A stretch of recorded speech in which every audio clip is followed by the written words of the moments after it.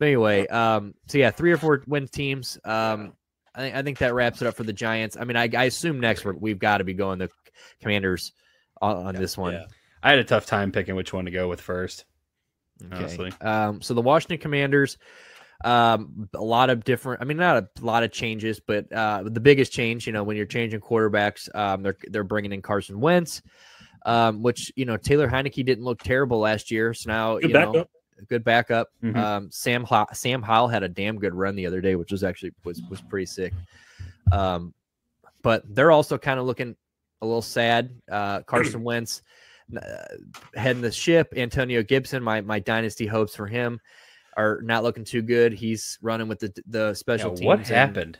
I don't know. Which I think he's super talented. I just don't think that he just has a coaching staff. It's just like a punishment, right? Like surely they're not going to. He needs to stop fumbling the ball. He had 6 fumbles last year, and he fumbled the ball already. He had 6 fumbles last year, and he already fumbled this year.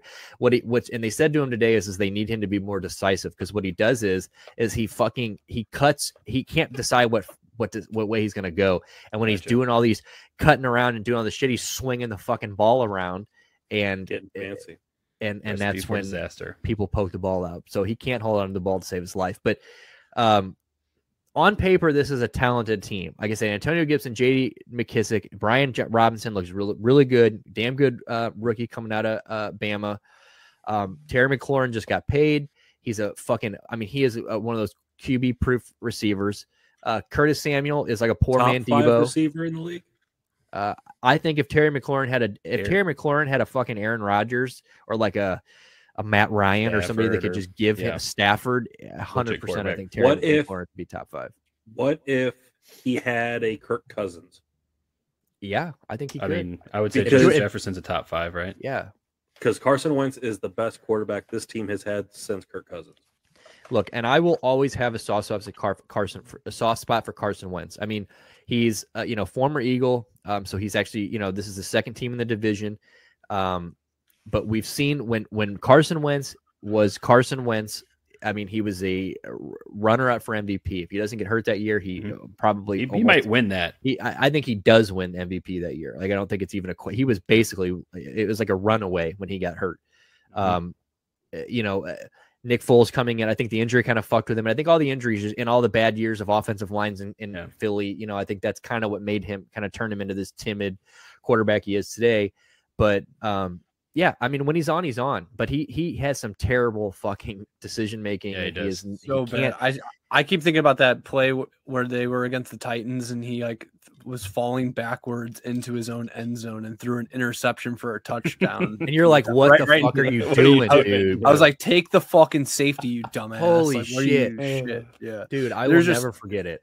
He makes some bonehead decisions, but I mean, like you were saying, just to kind of touch on it, Curtis Samuel, if he's healthy, which he wasn't all last year, and he came to training camp fat. Yes. But I mean, when he because when he was playing on that Carolina team, he was really fucking good. Especially when CMC went down. I would argue he had the role of Debo before Debo did, but he just kind of fucking got hurt and just hasn't been here in the last couple of years. And Debo kind of swooped in and perfected the role, and it's the Debo role now. But Curtis Samuel was doing the hybrid running back wide receiver thing in Carolina. So him and Mike Evans have that similar hamstring thing where you never know until the day of if they're going to play, because you never know when it's going to flare up. But Diami Brown, he's been really highly touted. I think he could be a nice piece for them. We got to pump the brakes. Jahan Dodson, Jahan Dodson, baby, go off. Yeah, I think he could look really nice too. So what's the deal with Logan Thomas? Is he completely not coming back this season?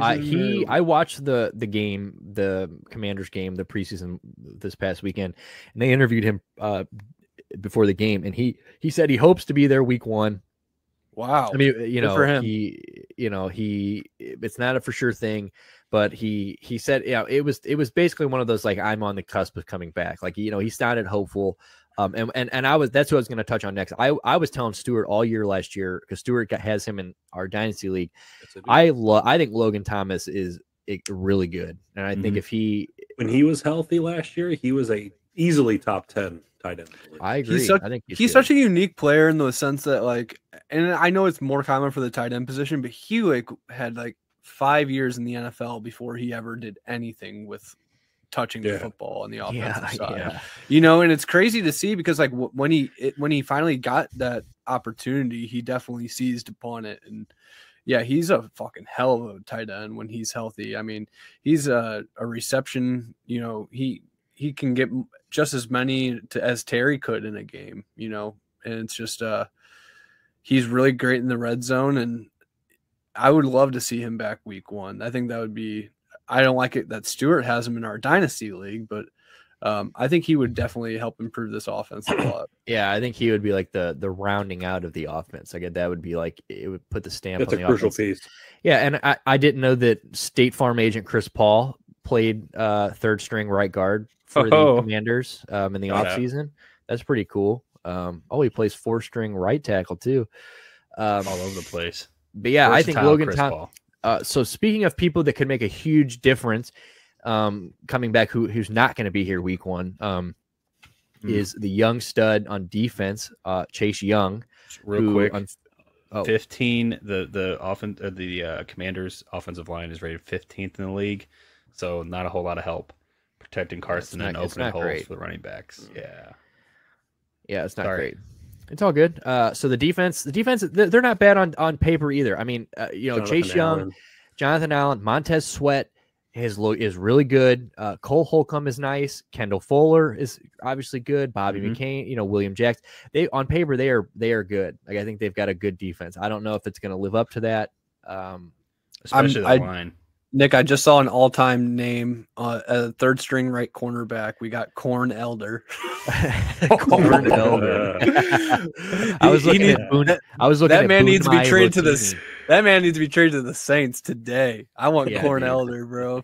Yeah, we need Corn, and we need Boonmi Rotimi, 4-string left defensive end. We need to get him there too. Love it. Yeah, good shit. Yeah, so they're just look at that. I mean, so they're just.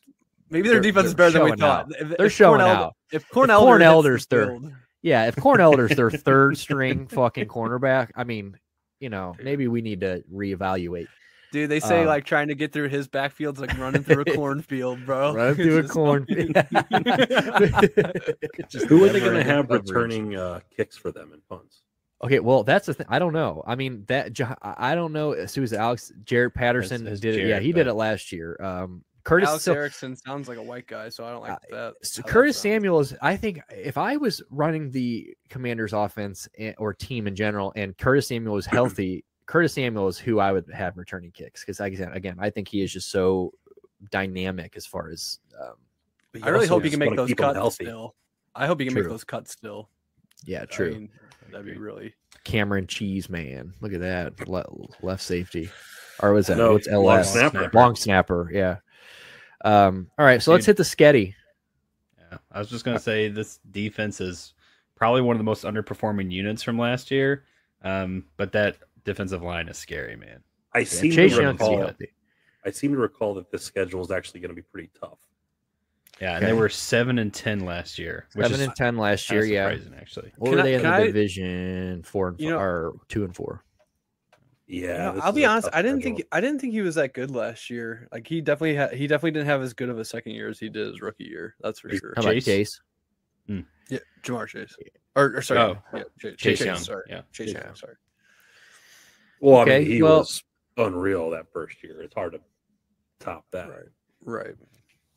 Ooh, late buy. Okay. How about that? Late buy. Okay, so Jackson. I mean, it's not a terrible start. I mean, this is kind of like it's a nice way to ease into things. Yeah. Jacksonville's two winnable games. I mean, I don't know if they win either one of those. I think they probably lose both of those. But those are two winnable games. Philly, I think they lose to Philadelphia. We'll get into that. I think Philadelphia is going to easily win this division, but we'll talk about that. Dallas is a loss. Tennessee's a loss. Chicago could be, I think anybody's 50-50 with Chicago. I mean, any other bottom tier team is 50-50 when we get to Chicago. Yeah. Green Bay's a loss. Indy's probably a loss. Minnesota's probably a loss. Philly. I think they're going to probably beat Philly in one of them. I'm not going to sit here and say that Philly sweeps them. I agree. Philadelphia they play Philly really well every year. Every year they take one. Yeah, but that's a long stretch until that bye week. So if they do beat them, it'll be that first one in September. Touching back on that Chicago game, I did realize it's a Prime Video game. They really do just get all the fucking shit games. Washington, Jeff Bezos is just getting all the dog shit fucking football. He'll take what he can get, I'm guessing. But yeah, that's another fucking Prime Video matchup for the ages. That's a Prime Video classic. I'm sure by the end of the season we're gonna have a whole bunch of Prime Video. Just like you can put like Lafferty sacks to the back and just be like, just play the season highlights of fucking Carson Wentz rolling back into his own end zone. Prime Video, falling back in Prime Video and NFL Films bring back football follies. Oh, dude, I would love it if they did some football follies. Yeah, that'd be dope. Send it out to all Prime Video holders on VHS. You just have to like go buy a VHS player from Amazon to fucking play it. And it's great Films on YouTube. Bring back football follies. Please, Jeff. Please. I got 4 wins. That's 4 wins. Well, the second Philly game's at Monday Night Football. That'll be good. I like that. 4, maybe 5 before the bye. Okay, so I'm gonna give them. I'm gonna call this a 6-win team. 1, 2. You're at 6-win. 3. Look at that random Cleveland game. Random ass Cleveland. I got 4. Yeah, 4 wins for the bye. I think they lose one of the New York games. I think they win 4 games this year. Yeah, I'm gonna say 5, but 5 is the ceiling. Yeah, I'll give them 5 because I counted Houston as a loss because I don't think they're gonna beat Houston and Atlanta back to back. I think they beat Atlanta, but I think that's one of those games that Houston probably can show up and win. I think we're all forgetting the any given Sunday factor. I really think they could win. I think they could win 3 straight: Houston, Atlanta, New York. That's 7-10 last year. That's 3. That's 3 right there. Okay, definitely gotta have some any given Sundays in that 7-10 record last year. Yeah, we're not. I'm not giving them shit when it comes to. I'm not giving them 3 wins in a row. No way. No. I mean, for sure it could happen. All those games, no way. That's a long stretch before they get. Yeah, there's no way I don't think there's any way they win 3 games going into their week 14 bye. Yeah, that's a doubt. So they're not hitting 7-10 like they did last year. This is not a team that. Yeah, they didn't make any moves that really are going to change some things. Carson Wentz is not going to be the difference maker. Yeah, is he that much better than Taylor Heineke anymore? Because Taylor Heineke also looked kind of shitty in games, but had some games where you're like, oh, okay, maybe they don't. I mean, there was like a real consideration that like they might not do anything at quarterback. Yeah. Like there was he was chucking it, dude. Battlehawk legend. He did all right on fantasy points. Yeah, he wasn't terrible. Yep. All right, so I think the consensus here is what 5-6 games, 4 and 6, between 4 and 6. Because we went 4 and 5. I think if they rip off a 3-piece, maybe 6. I think it's happening. Somebody's got to be bold. Somebody's got to be. Hey, I mean, that's not nearly the hottest take. We haven't had a hot take. Yeah, I'd love you. I'd kiss you right on the forehead if I was there. Got a big one, hard to miss. Okay. Anyway, so part that hair and smooch it. Tom Brady's let you go this one now, or I'll let you give me a Tom Brady dad to son. Oh baby, leave after 5 minutes? Yeah. Should we just leave? Retire, come back, and go. Oh, I hate this family, and then go. No, I just meant tongue. He meant like a Lil Wayne baby kiss. Really like a little tongue action.